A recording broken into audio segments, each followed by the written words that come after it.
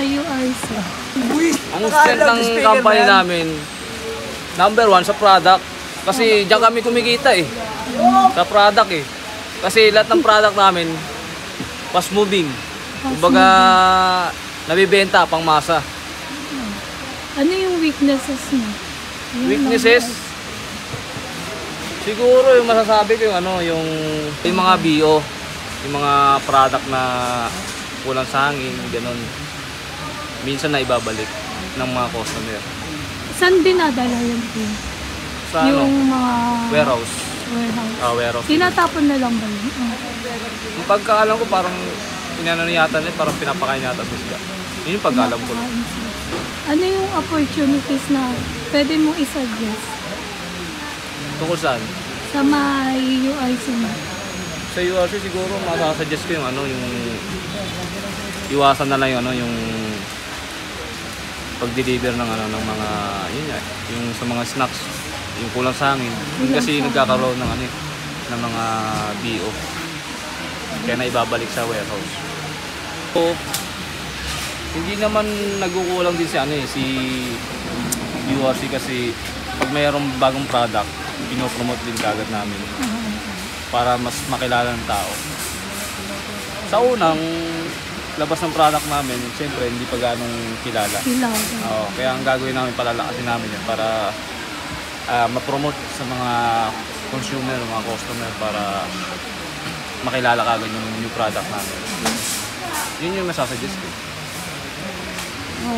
Kaya kailangan mai-promote namin yun sa mga consumer o namimili. Paano nyo pinopromote? Sabihin namin doon sa customer na, ma'am, pwede nyo pong itry itong new product namin na bagong labas. Wala namang nagkakaproblema sa mga deliver, sa mga expiry date, medyo matagal. Hindi naman sila naaabutan dito. About ano pa, ma'am? Ano yung strength? Yung sa strength naman ng agency ng Monde, may idea ako na maganda rin naman ang mga nasa office nila. Mga ganun mga patakaran siguro.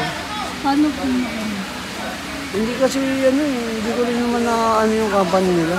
Ito siyempre, di ba, kanya-kanya kaming company. Sa product lang po? Yung mga ganun. Yung weaknesses po ng company?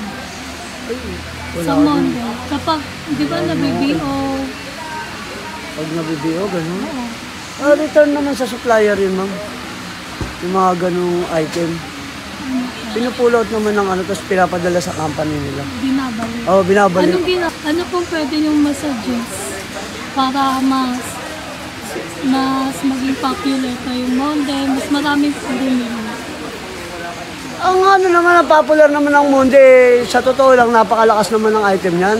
Talagang hanap ng mga pambaon sa school, sa office. Malakas naman kasi biscuit noodles ang item nila. Pantindahan, yung item ng pancit canton. Yun lang, yung masasabi ko, ma'am. Malakas siya. Oo, malakas ang Monde, ma'am, kahit saan supermarket. Hinahanap talaga ng mga tindahan yun. Paano mo makakonvert yung weaknesses into strength ng company ng Monde?